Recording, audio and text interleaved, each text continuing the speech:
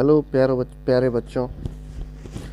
आशा है कि आप लोग अपने घरों में सुरक्षित और स्वस्थ होंगे। आज हम लोग कक्षा 9वीं की पाठ्य पुस्तक क्षितिज के काव्य खंड के अंतर्गत सम्मिलित कवि कबीर के बारे में पढ़ेंगे, जानेंगे। कबीर के दोहों को या पदों को पढ़ने से पहले हम लोग कबीर के बारे में थोड़ी बहुत जानकारी हासिल कर लेते हैं। देखिए, कबीर भक्ति काल के कवि थे। भक्ति काल में भी निर्गुण काव्य धारा के कवि कबीर कहलाते हैं। आपके पुस्तक में कबीर के संदर्भ में कुछ छोटी मोटी जानकारियाँ दी गई हैं, हम उनको एक बार देख लेते हैं। पहली चीज़ जो आपको जाननी है या जो जानने लायक है यह है कि कबीर का जन्म 1398 में काशी बनारस का ही नाम है हुआ था। मगहर 1518 में मगहर में इनका देहांत हुआ। मगहर के बारे में यह कहा जाता है कि जो मगहर में मरता है वह नर्क में जाता है। कबीर दास जी ने अपनी मृत्यु के लिए खास तौर से मगहर को इसीलिए चुना था। कबीर ने कोई विधिवत शिक्षा नहीं ली थी, किसी गुरुकुल में या किसी शिक्षण संस्था में वह नहीं गए थे। वह कहते भी हैं कि मसी कागज छुओ नहीं, कलम गयो नहीं हाथ, कि मैंने कागज कलम छुआ नहीं है। पढ़ाई लिखाई उन्होंने नहीं की थी। जो भी उन्होंने ज्ञान प्राप्त किया था वह इधर उधर घूम करके, लोगों से मिल करके और अपने अनुभवों से उन्होंने हासिल किया था। कबीर दास जी का एक दोहा इसी संदर्भ में है कि मैं कहता आँखन देखी, तू कहता कागज लिखी। कबीर दास जी की रचनाएं, यह भी जानने लायक चीज़ है। कबीर दास जी की रचनाएं कबीर ग्रंथावली में है। इनकी रचनाओं का संग्रह बीजक कहा जाता है। साखी शबद रमैनी बीजक के 3 अंग हैं। कुछ इनके दोहे गुरु ग्रंथ साहब जो सिख धर्म के आदि गुरु थे, गुरु नानक साहब, उन्होंने एक ग्रंथ लिखा, संकलित किया गया। गुरु ग्रंथ साहब सिखों का बहुत पवित्र ग्रंथ है, उसमें भी कुछ इनकी रचनाएं संकलित हैं। कबीर दास जी गृहस्थ थे। राम रहीम की एकता में विश्वास करने वाले थे। राम रहीम अर्थात हिंदू मुस्लिम की एकता में विश्वास करते थे। ईश्वर के नाम पर चलने वाले पाखंड, भेदभाव, कर्मकांड का खंडन किया। मतलब धर्म में व्याप्त, दोनों धर्मों में व्याप्त कुरीतियों का, विद्वत्ताओं का इन्होंने विरोध किया। दिखावे का या विभिन्न प्रकार की जो रूढ़ियाँ थीं उनका इन्होंने विरोध किया। निर्गुण संत परंपरा के कवि थे, इसलिए ईश्वर प्रेम, ज्ञान, वैराग्य, गुरु भक्ति, साधु महिमा इनके काव्य में सहज ही प्रकट हुआ है। कबीर की भाषा सरल सहज है, विभिन्न। चूँकि इन्होंने अपना ज्ञान तो किसी स्कूल में लिया नहीं था, ये इधर उधर ही घूमते ही और लोगों से मिल के इन्होंने ज्ञान अर्जित किया था। तो इनकी भाषा में तमाम भाषाओं के शब्द आ गए हैं और जिसके कारण उनकी भाषा बहुत मधुर और सहज बन गई है।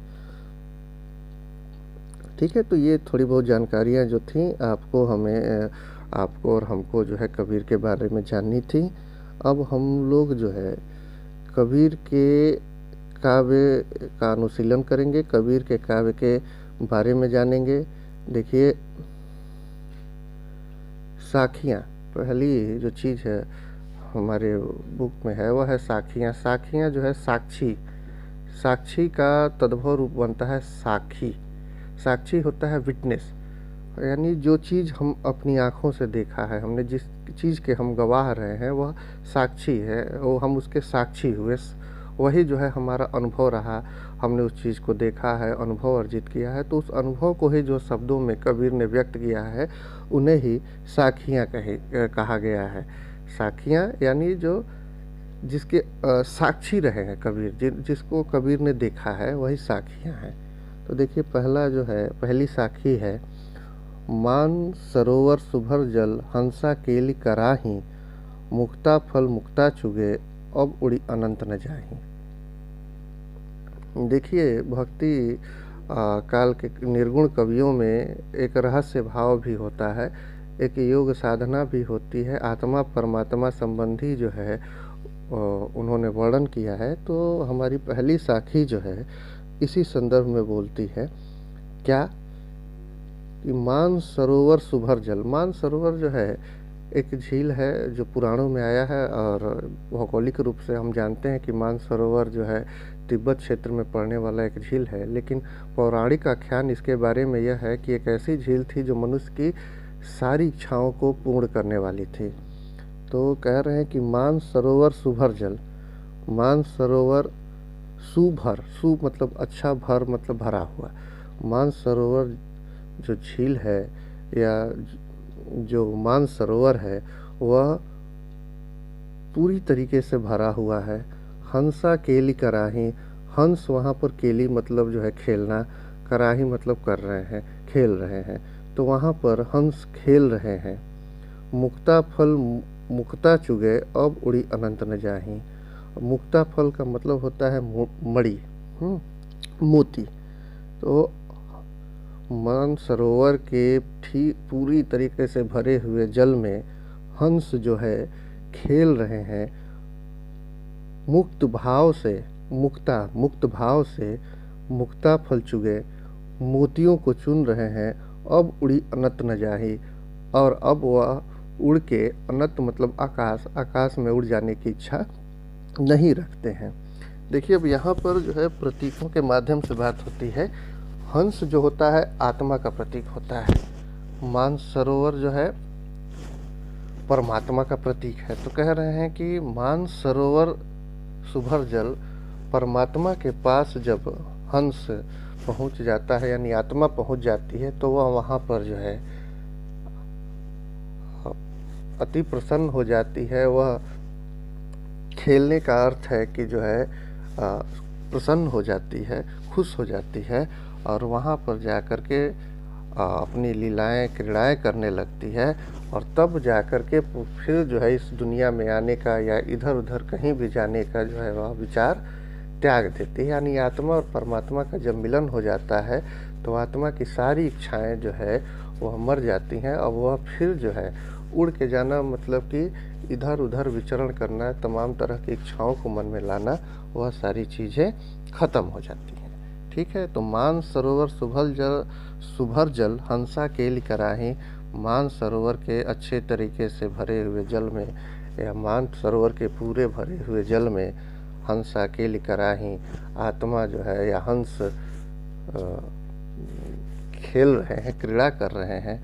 मुक्ता फल मुक्ता चुगे अब उड़ी अनंत न जाही, और मुक्त होकर के मोतियों को चुन रहे हैं। अब उनको कहीं भी और या आकाश में उड़ के जाने की इच्छा नहीं रही। यानी कि आत्मा जब परमात्मा से मिल जाती है तो वह अति प्रसन्न अवस्था में पहुंच जाती है। अब उसके अंदर किसी भी प्रकार की कोई इच्छा जो है शेष नहीं रहती है। ठीक है, अब आइए दूसरे साखी पे हम चलते हैं। छंद के अंतर्गत जो है साखियाँ दोहे में है। तो देखिए, प्रेमी ढूंढत मैं फिरो, प्रेमी न मिले न कोय, प्रेमी को प्रेमी मिले सब विष अमृत होय।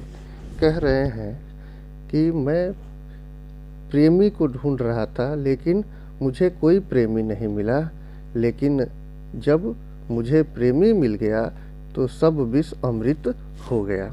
अब यहाँ पर प्रेमी जो है यह परमात्मा का प्रतीक है। कबीरदास जी कहते हैं कि मैं परमात्मा को ढूंढ रहा था, भगवान को ढूंढ रहा था, ईश्वर को ढूंढ रहा था, लेकिन अब कहाँ ढूंढ रहा था? तमाम तरह के दरगाहों में, तमाम तरह के मठों में, तमाम तरह के बाबा गुरु और इस तरीके के जो भी लोग हैं उनके आसपास मैं ढूंढ रहा था, लेकिन मुझे कोई जो है ईश्वर जो है नहीं मिला। लेकिन जब प्रेमी को प्रेमी मिले, लेकिन जब इस आत्मा को परमात्मा मिल गए, ईश्वर मिल गए, तो लगा कि जो भी जो है कष्ट था, विष था, वह जो है अब अमृत हो गया, यानी कि मेरे सारे कष्ट जो है ख़त्म हो गए। जो जिन्हें मैं कष्ट समझ रहा था वह मेरे लिए अब आनंद की वस्तु हो गए। प्रेमी ढूंढत मैं फिरो, प्रेमी न मिले कोई, प्रेमी को प्रेमी मिले सब विष अमृत होए। कि मैं प्रेमी को ढूंढ रहा था, परमात्मा को ढूंढ रहा था, लेकिन मुझे कोई परमात्मा नहीं मिला।